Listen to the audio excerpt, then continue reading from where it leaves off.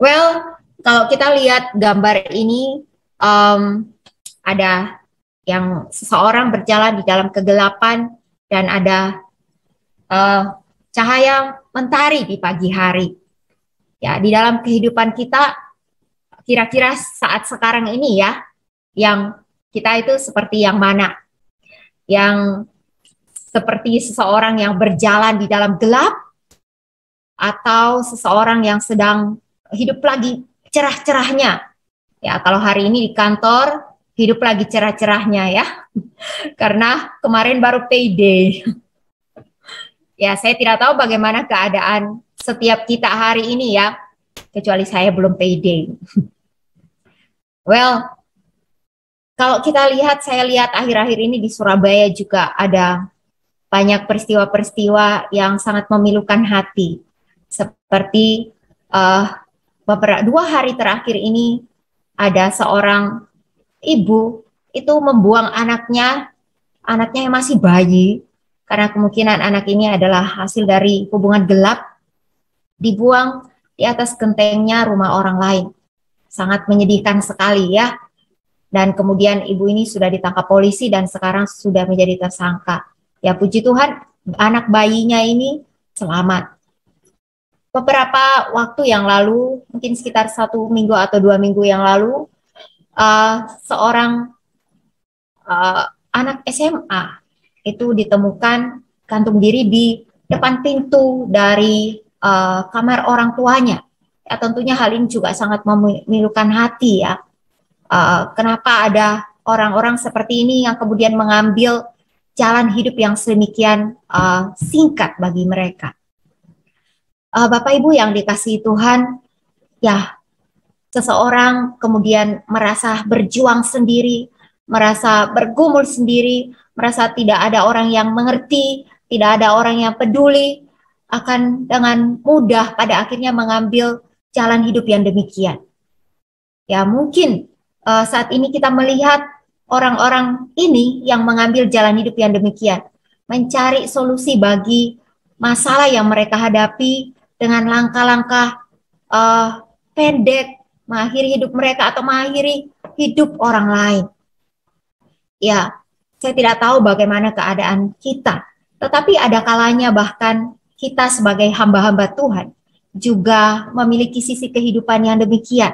Ada saatnya di dalam pelayanan kita sudah merasa letih, kita merasa putus asa, kita merasa tidak ada yang mendukung kita, merasa kita berjalan sendiri, kita merasa berjuang sendiri, merasa lelah sendiri. Di dalam keadaan seperti ini, tentunya kita sangat-sangat membutuhkan pertolongan. Kita sangat-sangat membutuhkan dukungan, pengertian dari orang-orang di sekeliling kita. Tapi ada kalanya itu pun tidak kita dapatkan. Ada kalanya kita merasa benar-benar, bahkan kalaupun kita mau cerita, gak akan ada yang mau mengerti, gak akan ada yang mau peduli, gak akan ada yang mau percaya akan ceritanya kita. Tapi malam hari ini, mari saya mengajak kita boleh melihat dari kehidupan Yohanes Pembaptis. Yang pertama bahwa Tuhan tahu kisah hidup setiap hambanya. Ya, Tuhan tahu kisah hidup setiap hambanya. Kalau kita lihat di ayat-ayat sebelumnya, jadi Yohanes ini menyuruh beberapa orang untuk datang kepada Tuhan Yesus di ayat 18 sampai 23 ya. Yohanes ini menyuruh beberapa muridnya datang kepada Tuhan Yesus untuk bertanya, apakah dia yang akan datang itu, ataukah harus menunggu orang lain? Dari hal ini membuat orang banyak itu berpikir, apakah Yohanes ini pelin-pelan? Kalau kita baca, kita pasti tahu semua bahwa orang yang membaptis Tuhan Yesus itu adalah Yohanes Pembaptis. Tetapi sekarang kenapa Yohanes Pembaptis menjadi ragu? Yohanes Pembaptis kok akhirnya bertanya, apa benar dia ini adalah Mesias? Atau harus menanti yang lain? Pada saat itu Yohanes Pembaptis sudah di penjara. Ya kemungkinan besar ini terjadi, kita tahu, bukan hal yang mudah. Yohanes Pembaptis masuk penjara dan dia tahu bahwa mungkin ini akhir hidupnya. Ketika ada kegelisahan, ada ada keraguan, itu yang akan terjadi. Tetapi kita bersyukur, Yohanes tidak tanya kepada siapa-siapa orang lain, tetapi Yohanes juga enggak bingung sendiri, pusing sendiri, stres sendiri di dalam keraguannya. Dia bertanya kepada Tuhan Yesus. Dia menyuruh utusannya, muridnya untuk datang kepada Tuhan Yesus. Dan di sini Tuhan Yesus yang tahu benar siapa Yohanes, Tuhan Yesus mengatakan di ayat 24. Untuk apa kamu pergi ke padang gurun, melihat bulu yang digoyangkan angin kian kemari? Tuhan Yesus mau bilang kepada orang-orang yang meragukan kenabian Yohanes pada saat itu bahwa Yohanes itu bukan seorang yang pelin-pelan. Yohanes itu bukan seorang yang berubah-berubah. Bukan seorang yang dulu dia betul percaya kepada Mesias, sekarang kemudian dia tidak mempercayai Mesias. Tidak. Kalau kita lihat Yohanes konsisten di dalam pemberitaannya. Dia tetap memberitakan Mesias. Namun saat ini dia masuk di dalam satu pergumulannya secara pribadi. Di dalam kesendiriannya dia di penjara. Dia perlu ada sebuah peneguhan bahwa benar ini Mesias yang sudah dia baptis itu. Itulah Mesias yang dinantikan oleh orang Israel. Dan Tuhan sendiri tahu bagaimana keteguhan hati Yohanes. Keraguannya itu bukan menunjukkan bahwa dia pelin-pelan, tetapi untuk konfirmasi terhadap apa yang menjadi pergumulan jiwanya saat itu ketika dia di penjara. Nah, Bapak Ibu sekalian yang dikasihi Tuhan, ada saatnya mungkin juga kita merasa goyah di dalam iman kita. Tetapi bukan berarti kita menjadi orang yang pelin-pelan kok. Tuhan ngerti ketika kita goyah di dalam kita mengikut Tuhan. Ada saatnya mungkin kita ragu, apa ini benar panggilan saya Tuhan? Apa ini benar Tuhan memanggil saya ke sini? Ini saya sedang mengalami pergumulan seperti ini. Apa ini benar? Tuhan tahu kok kita bukan pelin-pelan. Tapi Tuhan tahu kita butuh konfirmasi. Itu yang pertama. Tuhan tahu kisah hambanya. Yang kedua di ayat 25, atau untuk apakah kamu pergi melihat orang berpakaian halus, orang yang berpakaian indah, dan orang yang hidup mewah, tempatnya di istana. Well, di sini kita lihat Tuhan juga ngerti.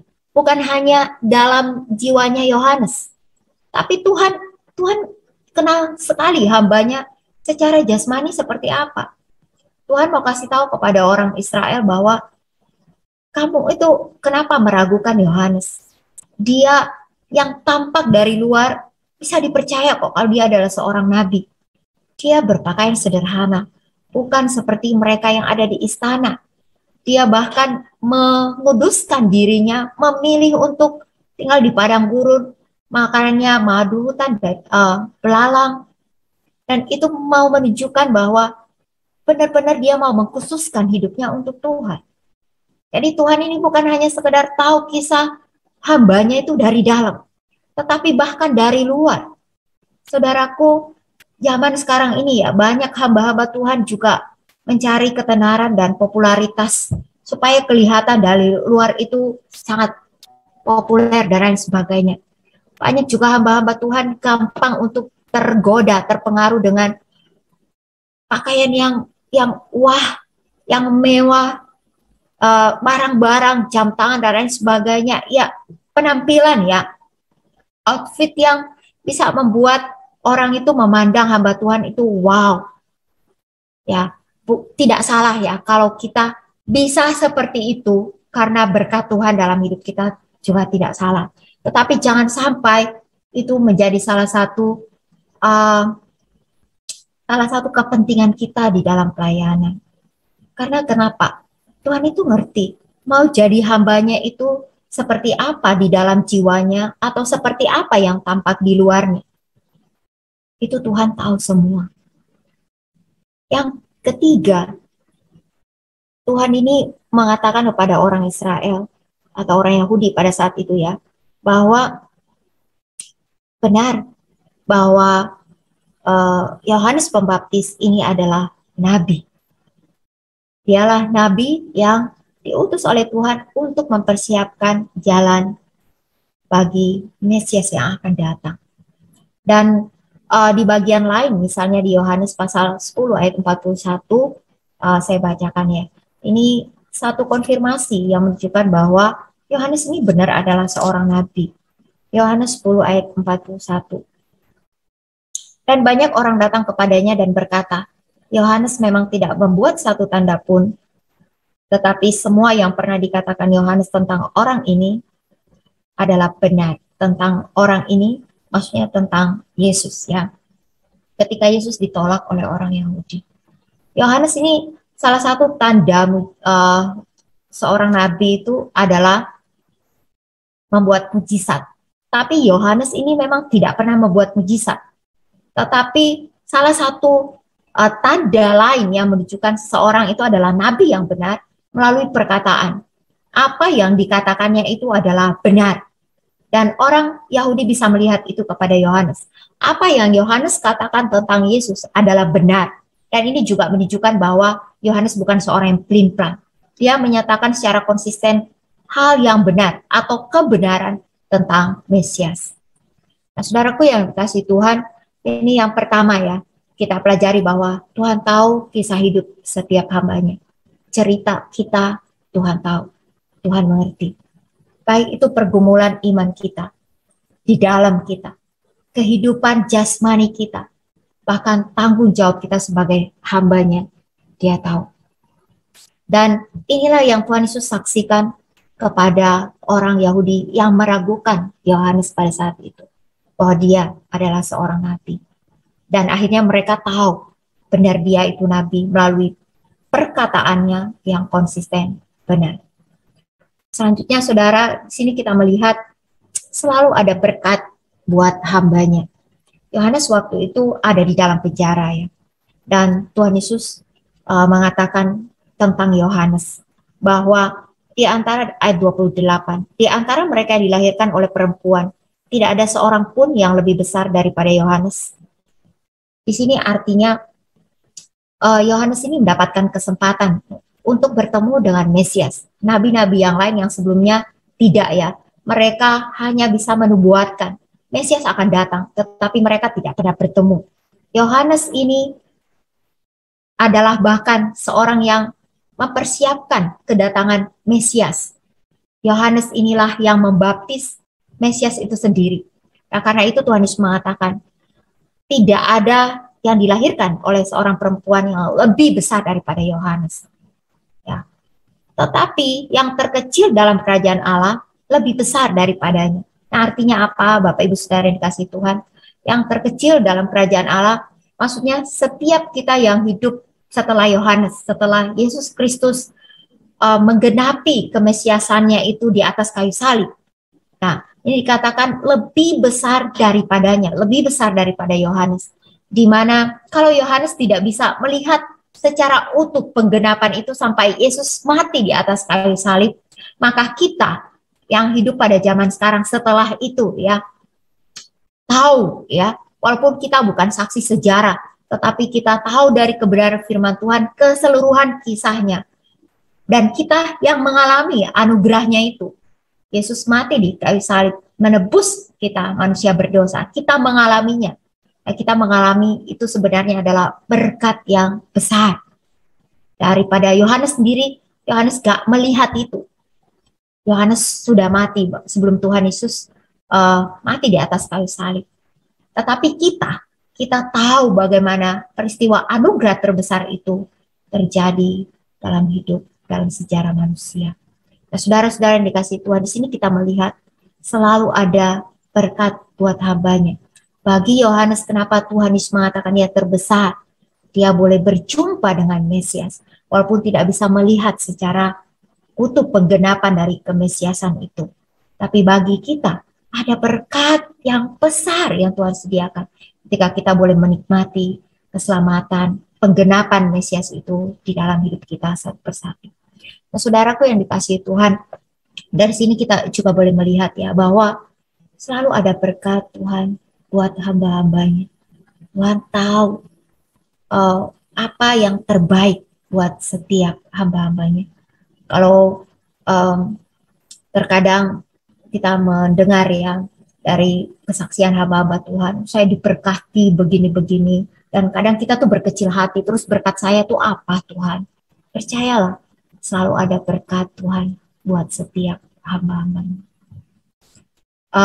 Selanjutnya, di ayat selanjutnya kita boleh melihat ya, bahwa ketika ada seorang hamba Tuhan, ada seorang nabi ya, Yohanes, itu selalu ketika memberitakan kebenaran itu pasti selalu ada respon, dan responnya itu selalu dua, menerima dan menolak.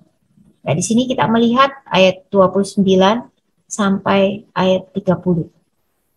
Ada orang Farisi, ahli Taurat, dan ada pemungut cukai. Pemungut cukai ini mengakui kebenaran Allah, ya, menerima apa yang diberitakan oleh Yohanes, karena mereka memberikan diri dibaptis oleh Yohanes. Sementara orang Farisi dan ahli Taurat ini menolak.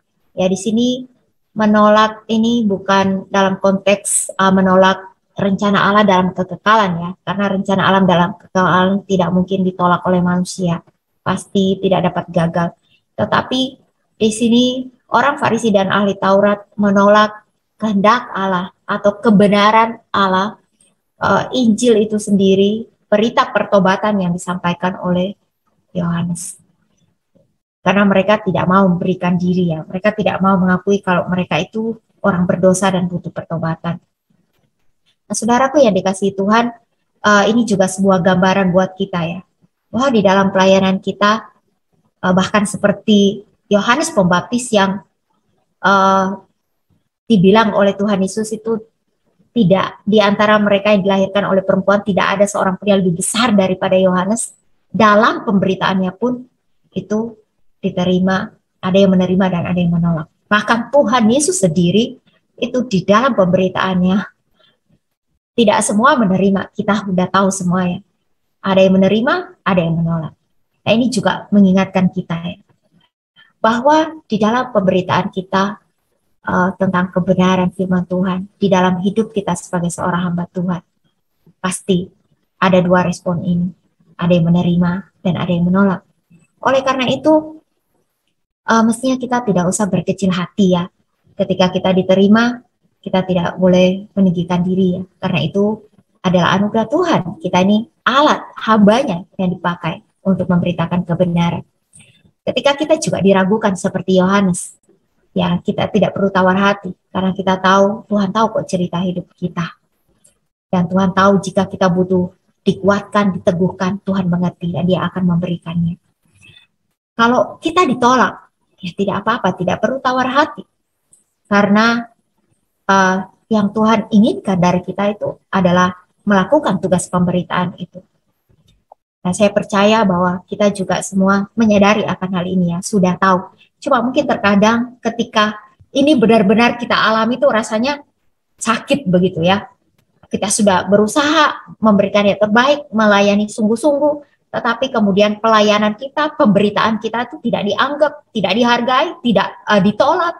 Itu rasanya terluka banget, sakit rasanya ya. Nah, tetapi di sini kita mau belajar bahwa itu adalah realita, itu adalah sebuah kebenaran yang kita lihat, bahwa tidak semua orang menerima kebenaran itu. Tidak semua orang menerima Injil itu. Ya. Nah, Tuhan Yesus sendiri ya, kita bisa lihat di dalam ayat yang ke-31 sampai 32 sampai 34 lah ya.